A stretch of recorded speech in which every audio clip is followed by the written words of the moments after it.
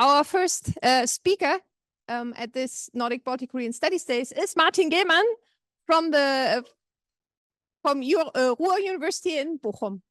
And yeah, so the floor is yours. Thank you so much, Barbara. Well, let me start by saying it's very nice to see you all. Barbara invited me and told me I will be speaking to students.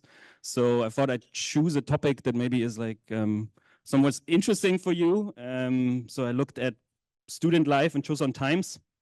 But it's really nice that you all devote your time to come here and participate in this. So it's really an honor for me to be here. I made a list of content I want to talk about today, but while I was preparing the PowerPoint, I realized that I won't be really following this this way, because in studying the education system of the Chosǒn dynasty or studying educational history in general, we have the same problem that John already mentioned before. We have lots of texts that describe how things were supposed to be, prescriptive texts, rules. This is how the exams were to go down. This is what people were supposed to learn in school and all of this. So I could describe all of this to you and go into really the nitty-gritty detail of things and say, at this point they were supposed to do this and this. But I think sometimes it's more interesting to look at actually what actually happened, to see how daily life in the school maybe worked, or what problems they had. As I mentioned, the problem with this is we don't have that much literature on it, but a little more, I think, than on other topics, because we have diaries from people preparing for the civil service examination. We have descriptions from schools, lawsuits. We have the descriptions in the Shillok, so the royal annals sometimes have some hints or some description of things that happen at the schools. So there's a little bit more, I guess, lively picture of what actually happens. And so I will try to relate this to you through some anecdotes related to these institutions I will also introduce to you. So when I talk about education and the examination system, I think most of you should be familiar with the examination system of the Chosǒn dynasty, or at least have heard about it, not be familiar with it because it's really particular. I have this this table. This is really the slide I have with the most information, so don't be intimidated by it. I will really shortly go through it so you have a little bit of background how the examination system was set up. You know, there were these really big examinations in the Chosǒn dynasty that basically determined who theoretically was supposed to be a yangban, so a part member of the higher class, because through these examinations you became an official, somebody who worked for the government. That was the goal of the examinations in the first place, to find the most talented people in the country to work for the government and help the king rule the country, because they were talented, they were smart, and they were morally virtuous. So they were upright people. That was what these examinations were set up to do. So you had like two basic strands of the examination system. The first one is the so-called lower examinations, or Sama, the Sama examination, and in that one you could get 2 degrees. You had to decide for either of them. Some people actually tried to get both or got both. The Sangwon degree is the one where you were tested in Confucian classics. So you were basically had to learn all the texts associated with Confucianism, the 5 classics, the 4 books. You maybe know the Analects of Confucius. You were tested in these texts. That was the corpus of the text. And the second one, the Tinsa degree, was more concerned with literary writing, so much more poetry, expressing yourself. And this was, of course, also thought to be important because writing letters either to the Ming dynasty or inside the country was very important. So these literary skills, they played a big role. So the state needed people that were able to do this as well. So if you followed this lower examination, they were divided in 2 parts. The first part was the so-called provincial exam, or if you were in the capital, so if you lived in Seoul, you would take, of course, this examination in the capital already. And through these examinations, so if you were able, or if you were preparing for these examinations, you could basically join them. Now, one caveat I should have made at the beginning here, if I talk about students today, I of course talk about males. Yeah, these are all men. Yeah, we don't talk about women. Of course, this makes because then it couldn't participate. They were excluded from the system completely. Yeah, so it was very different from what our auditorium is like today. So these students I'm talking about are all men. Yeah. And it makes for a good story in a drama, maybe to like talk. There's like a woman studying for the examinations, but we don't have any records of it actually happening. Yeah. So you would join these first examinations either in the provincial, so in your province, or in the capital. And out of everybody who wanted to participate, only certain parts of the society were excluded from participating. 1,400 students were chosen in the whole country, and they then, like 700 in the classics degree and 700 in the literary degree, and they then all, for the second part of the examination, went later on to go to Seoul and take the second part. And in that second part, out of these 1,400 students, another 200 were chosen that were successful. Yeah, so you had a set number of how many people could actually succeed in the examinations. And then there's the second, and then once you finish that one, you either had the literary degree or the classics degree. And for many, that was the end, because you could already confirm status. Yeah, the Gehlmann status was already confirmed once you had the lower degree. That was enough. You could basically retire to the countryside and be an important person there. You didn't have to work for the government. Sometimes they called on you, but you didn't have to if you didn't want to. You were an important person because you went through this arduous process and you were already confirmed to be a member of the elite by just finishing this lower degree. But some people went on to do the higher degree. And you didn't necessarily have to do the lower degree first. You could do both if you wanted to, at the same time even, or just start with the higher degree if you wanted to at the beginning. And these higher examinations were the ones that were actually much more, they were way harder than the lower ones, and much more preparation went into them. And you see already they're designed in the same way as the lower examinations, that you have a provincial examination where out of the whole country, 240 students were chosen. And out of these 240 students, done in the second round, 33 students were chosen. 33 officials that would enter official service. They would work for the state afterwards in different capacities and different official positions. And in this higher examination, you had a second part, or third part, the so-called Chonsea, the palace exam, where these 33 people then would be ranked. Yeah, so you see here you have 3 different ranks. Yeah, the first rank is for 3 people. Then there's always a winner too, like a first rank. So even in these 3 different ranks, it's still a hierarchy. But you could be like last. Yeah, if you were like on the third part and you were the 23rd, you were the stupidest of the geniuses, so to say. Yeah. You were all the way, but you're still pretty smart, I guess. Government service, and of course, the higher you were ranked in that final exam, the higher you started in government service. Yeah, your position was already higher at this one. I think I mentioned already that this was held every 3 years. So in the total of the Chosǒn dynasty, which was about, I think, 500 years, if you say, a little bit more, I think there's some debates how many actually of these examinations were held, but it's around 750 to 800. The problem is that they weren't just held every 3 years, but there were many special occasions. If a new crown prince was born, or if the queen recovered from illness, the king would go on to say, to celebrate this auspicious event, we have a quick examinations, and we need more officials anyway, so we just bring them in. And this is one thing that happens with the examination system that we will see, is that it favors people living in Seoul. Because if the king all of a sudden says, the queen recovered from illness, let's have this special examination. If you live all the way off somewhere in Gyeongsang-do, of course you wouldn't make it to Seoul in time to participate in this examination. So there is a focus on the capital that is here to begin with, and we will see that it happens more often. Every 3 years it was decided on, I don't know how familiar you are with the traditional way of counting the years, but like it was all these years that ended with these 4 characters. So this year is the year of the dragon. So I said, it's a Jin year in the end.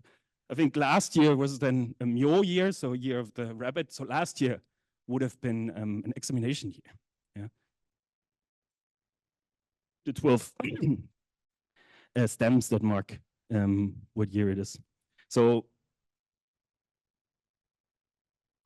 I said before, I don't have that much overloaded slides. This one is overloaded, but just to show you, I think you can all read Korean. So here you have the lower degree, and you see it starts with the first examination, like in the countryside and in Seoul, and then you move on to the second part. And in the second part, there's 2 examination sites, and then you move on to the final conference of the degree, and this one is the higher degree, and you see again the same process, basically how it is designed. There was a difference too. I talked about the 1,400 students who were recruited for the lower degree, and you have different quotas for different provinces, how many people were recruited. And you already see here as well that Seoul always recruited the most people. Most people were actually chosen to go on in the examinations to the second part. So of the 1,400 students that were chosen to go to the second part of the examination, in the lower degree, 200 already came from Seoul alone. And in the higher degree, that's the lower part here, you also can see 90 students. The National Academy, of course, is also located in Seoul. It's the Songyungan. They were chosen from Seoul alone to go on and go to the second part and have a shot at becoming actually an official. And what you can also notice is that the northern provinces, so Hanghae, Pyongan, Hamgyongdo, they had much lower numbers of people that could actually were sent to the capital to take a part in his second parts. And it's because people thought, okay, the people in the north are less cultivated. They have other problems. They're not so good at learning. They're better at shooting arrows and riding around. So they were often discriminated against. That we still have from a certain person named Iuyong. Year 1684. And you see this is the higher examination. So it's Mungwa, the higher examination. And this is the first test he had to do once he read he came to the capital. And the first thing he had to do is do an oral exam. And these oral exams were recorded on the, you see, 4 books and 3 classics. So you have here the Eating, the Book of Changes, then the Book of Documents, then the Book of Poetry, the Book of Documents, Confucius Analects, the Mencius, then the Jungyong, and the last one is the Great Learning. It's not on here. But what you can see is always a topic he had to talk about. And then at the end here at the bottom, really tiny, you see maybe his grade. He got a grade for everything he talked about. So there was a topic chosen. Mostly it was chosen by lots. So there was a big pot, and then they chose one sentence from these books, and he had to basically recite the whole sentence. So he had to memorize it and then explain it. And how well he did that decided what grade he got. And then in the end, so he has different grades. One is like okay, one is really good. On the Luni sort of Analects of Confucius, he got the worst grade he could get. He didn't fail, but he got the worst grade. But still, in the end, it was enough. So he made 11.5 points, which was enough in the end. And so he was awarded. Later on, he went to different examinations as well. But we also have his Hotte, which is his identification tag. His identification tag that says he finished the Mungwa degree, so the higher exams in the year Kapta. So he was he successfully went through these examinations. You see here by a certain Iham. And what I wanted to show with this one, this is the last part. So he was already successful in the examination. He already made it to the last part of the examination where it would be determined which level of the 33 he would be. And so this is in front of the king. So he had to write a text in front of the king. And he wrote this text. And what you can see on this exam, though, is that it's divided into parts. You don't see it very well on this one. But basically, once he wrote the text, the right part of this letter was taken off and folded together. And all his personal information is in this part. And then it was marked with this character for Wol, like moon or month. So it was anonymized. So it was impossible to know who wrote this text, because there was a big fear that people would like collude with each other, and then they would actually like help each other, and they know, okay, this is this and this student, so we give him a good position. So all these texts, when they were judged, when they were graded, were anonymously graded. So you didn't know who you were grading. So you couldn't like show any favor or help somebody out, theoretically. So this is how they ensured that these texts stayed anonymous, by taking this part off. And what is also interesting about Iham is that he, when he took this examination, he had already passed the higher examination at this point. He was already an official. And this is something we also see, that actually the people that took the examinations were often people that already had attained a degree before. And by taking the examinations again, they could basically be promoted in the system. It was a way to work your way up, taking it again and showing that you do well. So he jumped, basically, he made the 5th place in before, and then here he made the, I think, the 15th place in the 3rd column. So he's in total of the 33, he becomes the 25th. Yeah, so he jumps some positions ahead by doing that. Wanted to talk a little bit more of the institutions that you have. I will jump a little bit through these because I think I'm a little bit behind on time. So the first institution you may all know, because it's pretty famous in Seoul today still as a university, was the Songyungwan, which is sometimes translated as National Academy. And the Songyungwan was originally supposed to be the institution of higher learning. So once you finished the lower degree, you could join the Songyungwan and then study there for the higher degree. It was basically, people sometimes compare it to university. I don't know if that works so well, but it was an institution of higher learning. And you were supposed to have around 200 students, and they worked together with 38 officials. And what was interesting, once you enrolled in the Songyungwan, you could basically, once you took the higher examinations, you could jump over the first level by showing a certain attendance. So you also always had to go to the Songyungwan and mark, okay, I was here today. And when you had like 300 days in a row or 300 days that you were actually there, then you could skip the first part of the examination and go directly to the second part, which was, of course, very helpful. These 50 students that could directly participate. The Songyungwan also was always a place of political action. Songyungwan students were very active, I would say. They were very convinced Confucian students.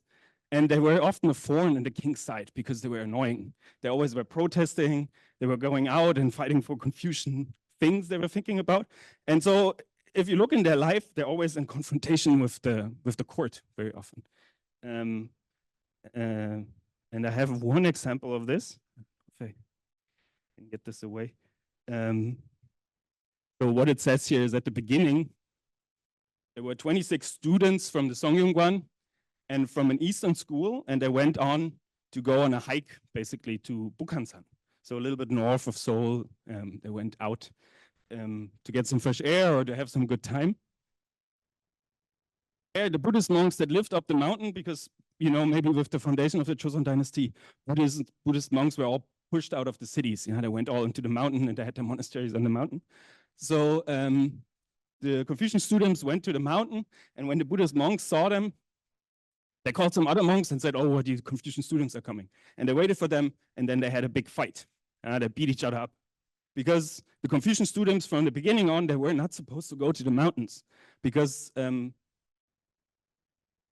problems. It was always clashes between Buddhist and Confucian students, or Buddhist monks and Confucian students. And here we have like one of these clashes.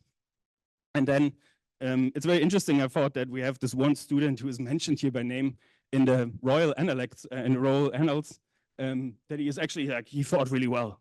He beat up a bunch of Buddhist monks. What happened with this is that later on, the monks then complained to the ministry, and the ministry basically said, the Confucian students, they should have known they're not supposed to go into the mountains. We already have a law against them going into the mountains because they always make trouble if they go to the mountains and they fight with the Buddhist monks. So the Buddhist monks were actually right, and the Confucian students were imprisoned for this, which then created a bigger scandal because the Confucian students said, okay, but these monks, they attacked us first. They started it. It wasn't us. We were just walking around and they started to attack us. So they said, basically went to criticize the king in his judgment and said, like, you're not supporting Confucianism, you're supporting Buddhism. You're a secret Buddhist. Yeah, you're a bad king. Yeah, Sejong, of course, now is known as the greatest king of Korea, but back then the students were like, oh no, he's secretly a Buddhist, so he's not supporting us. And this went back and forth till Sejong kind of became annoyed of this. And in the end, to solve his problem with this case, he basically ordered 2 Confucian students to be beat 60 times and 2 Buddhist monks to be beaten 80 times. So a little bit more for the Buddhist monks. Then in the capital, you also have the so-called 4 schools. And the 4 schools are basically the lower level of capital education. This is where all the students or the children from the officials went to get their education, and you could say prepare for the first part, for the lower examinations. Yeah, they're on the same level as the village schools I will talk about in a second. And what is important to note, these had no particular, the Songyung-wan, if you go to Seoul these days, there's a big Confucian shrine in it. It's the main Confucius shrine in Korea. And these 4 schools, because they were kind of part of the Songyung-wan, and you saw these students banded together often, they didn't have any shrines themselves, but these schools also had problems. So already in the 16th century, you have Toege Yuhang, one of the most famous Confucian scholars, criticizing these 4 schools because education was so terrible in there. And the one problem he identifies, I think, is that being a teacher was a really low-level official. You were sent from the government to these schools. You were a rather new official, and you started out as being a teacher. And the students in these capital schools, they were, of course, all important Yangban children. So they thought of themselves as very important, and they looked down on their teachers and didn't respect them. So they kind of walked over them and didn't listen to them. And of course, this created problems. And one problem that Toege is also mentioning in this text, criticizing these the conditions in these schools, is that because the students, they got free food, they get rations, they could eat there, that everybody was always bringing their friends, even though they weren't enrolled in the school. So they came there and ate for free. And of course, this was a drain on the government, and they weren't supposed to bring all their friends. So he said, like, oh, when there's a lecture, nobody shows up. But when it's eating time, everybody's there. Local schools, which is kind of my focus at the moment. I study these because what I think is really impressive is that you, besides this, I think, very impressive educational system, examination system, which really emphasizes talent. Yeah? When in Europe at this point in time, it was still succession based on family. Yeah? The most important people were chosen by, oh, you're the son of this guy. And it was chosen by your merit, what you actually did. And this is a system, the examination system, in theory at least, it was based on merit. It was based on, okay, what can you do? How smart are you? How talented are you? And how can you put this to action? So this is very interesting. And what they created at the same moment is a rather, I would say, comprehensive education system. A system that is really down to the county level in Chosǒn, Korea. You were supposed to have schools. In the smallest unit, administrative units, there was a school where people could go and study. And these schools technically, of course, with the exclusion of women to begin with, exclusion of slaves, but they were open to commoners as well. It wasn't just the Yangban class that was supposed to go to.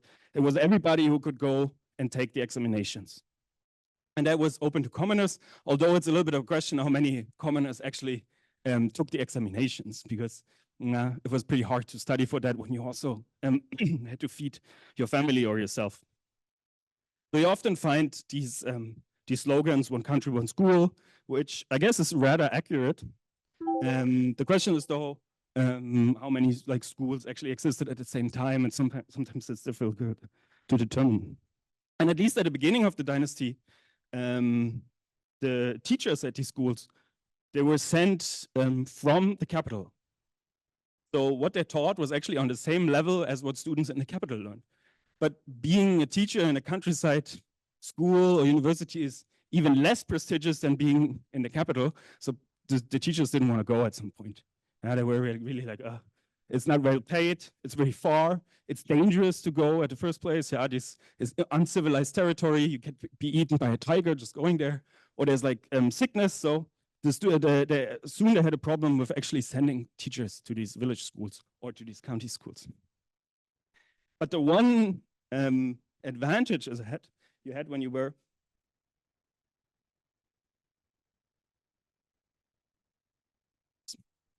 students didn't have to go to the military. They didn't have to pay military taxes, and they didn't have to do military service. And that was really good. It was very helpful. Going to the military was terrible. It was a bad time. It cost you money if you sent somebody else instead of you, or if you actually had to go, it wasn't fun either. So many people and commoners actually tried to join the schools in order to get around military service. So what the government did at one point, it said like, okay, we can only afford so many students, so we have a quota. In a big city, the school can have 30 students or 40 students. In a smaller county, it only can have 15. Scholars were like, no, that's not good. We want to, like, everybody should be able to study. Because the idea behind it was that not only you were supposed to study and become a government official, but also if the more people studied, the more Confucian morals would enter society. These schools were not only there to train officials and future talents, but they were also there to basically spread Confucianism. It's the quota, and double the quota of students that could attend. Here you have a picture of one of these local schools. This is one that exists close to Seoul today. Today I think it's part of Seoul. Yangjeong, if you go there, it has its own subway station now, so it should be easy to visit if you have the chance to go to Seoul. So what happened in the 16th century is that the government basically, first off, they didn't have any teachers to send anymore, and then they also had financial problems, so they couldn't afford to send or finance all these schools. It was a big drain to give all these students, not having them pay taxes, and then also finance all these schools. So what happened? They said like, okay, you're a rich family from the area, you run the school. And what did the rich family do from the area? They said like, okay, this is my school now. I can take as many students as I can. They all pay me money. They don't have to go to the military, and we make a good living. So basically what happens with private education, if you think about it. So the more people joined these schools, the actual people that wanted to study, the Gehlmann, that identified them as Gehlmann and didn't want to be in the same school as a commoner. So there's a question of hierarchy here again as well. They ran away. They didn't want to go to the schools anymore. And the schools lost reputation, so to say. So you see, like, we have these descriptions already at the beginning of the 16th century that, like, there's students in these schools, they're 60 years old already, but they can't even read one character. So they haven't learned anything. They only stay there so they don't have to go to the military. And what the students do, the instructors and teachers, they basically use the students to gather firewood or herd cattle, so they make money. The students were basically the workers. So these students kind of lost their educational function. And instead, what came up is these Confucian academies. So basically, you could say they were a private educational alternative founded by Gehlmann scholars to have their own schools again. And they say like, okay, we might make our own academy. It's only us that can be, commoners can't join. But the state often helped these academies out with lands, and it gave them books and slaves. So often these academies then became also places where people just hung out. They didn't study all necessarily for the exams, but they just used these places also as private institutions to make money sometimes. Here you have one of these academies, Pyeongsan Academy, which is a pretty famous one.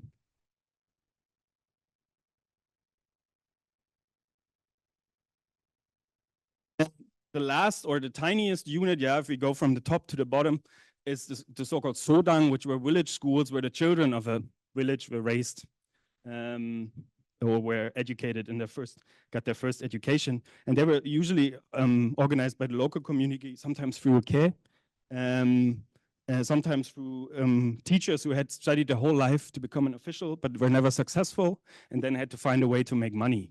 So they founded these schools to prepare others to take part in the civil service examination. The student, I'll do this quick. I think most important, you had all these institutions for studying, but most important was family background. Not only because you come from an elite family, then you have the money to study, but also because you had somebody to teach you in the first place. Yeah? Students that learned at home at first when they were really young were the ones that were successful. And then, of course, the next step is the connection. So this is really important that actually education was very much privatized pretty early on. Oops, jumps.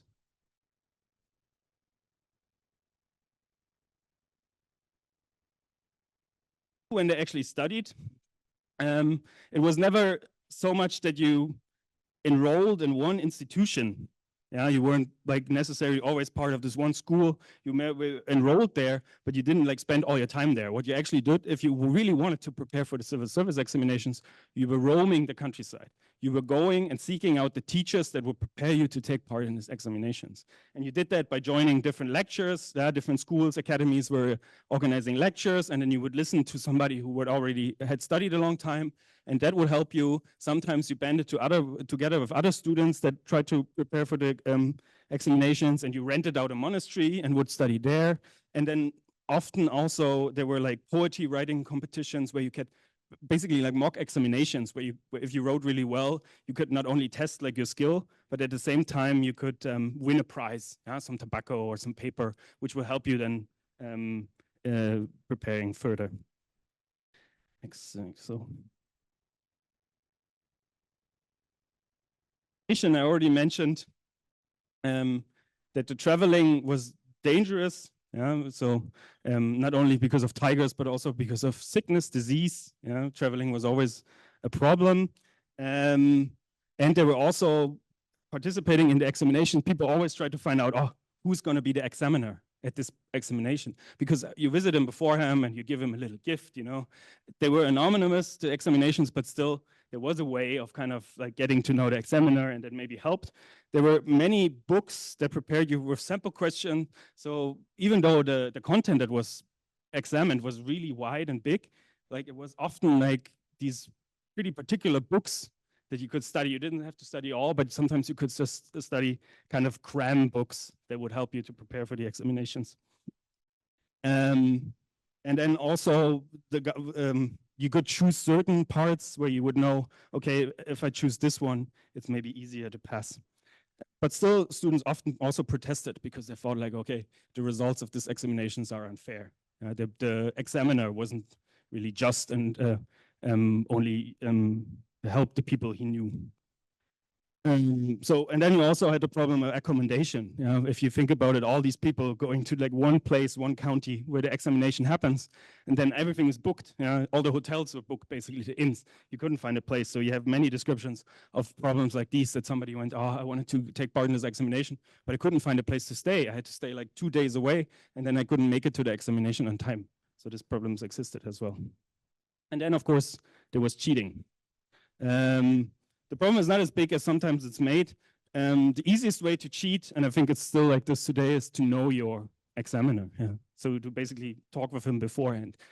The problem with that is that, of course, it's always a two-sided thing. So both people know what happened, and then both people get punished if somebody makes a mistake, which is the other most common way is proxy test taking. So you just send somebody instead to take the examen for you, but that person could then blackmail you afterwards and say like, hey, I know you didn't really do this, I did this, you know. So that was also a problem. And what is a lot less is that you have the smuggling of like kind of memory sheets that were put in the earth by people before that knew where the examinations were, and then when the examination actually happened, they put it out and then could like use them. But the danger is pretty high. If you get caught with something like this, you were punished, and basically your whole family was excluded from ever taking part in the examinations again. So I don't know how I am in time. I think I'm a little bit over probably. I think what is interesting to see with the Korean examination system or the Korean education system is that it is, I would say, very developed for a very early stage. And the problems it shows, though, is problems I think that education systems today have as well. And one of the main problems you see is that you kind of have a divide between examination and education. Yeah, because for the state it's much easier just to test what knowledge you have than actually provide you with the knowledge. Because if you want to be something, then you still go to school and you still study and you pay for it yourself. You want to make something out of yourself. So you're willing to pay for that. And for the state, of course, it's much cheaper just to test if you can do it, besides actually teaching you. Then you have a bias toward the capital. The individualization of failure is an interesting side effect that happened here, because sometimes it's argued that one reason that the Chosǒn dynasty existed for so long is that internal opposition from elites was rather never that strong. Because if you didn't make it into the elite, if you didn't become successful in the examinations, then it was your fault. It wasn't the fault of some exclusion the state did, but it was because you didn't study hard enough. So it was a kind of an individualization of failure, I think, which is an interesting phenomenon. And then you also, and that's my last point, you had opposition towards the examination because they were seen as too technocratic. It wasn't actually testing you as a person anymore, but it was just testing how well you could memorize things. And I think it's something that we also find today often in modern examination or educational systems. So thank you.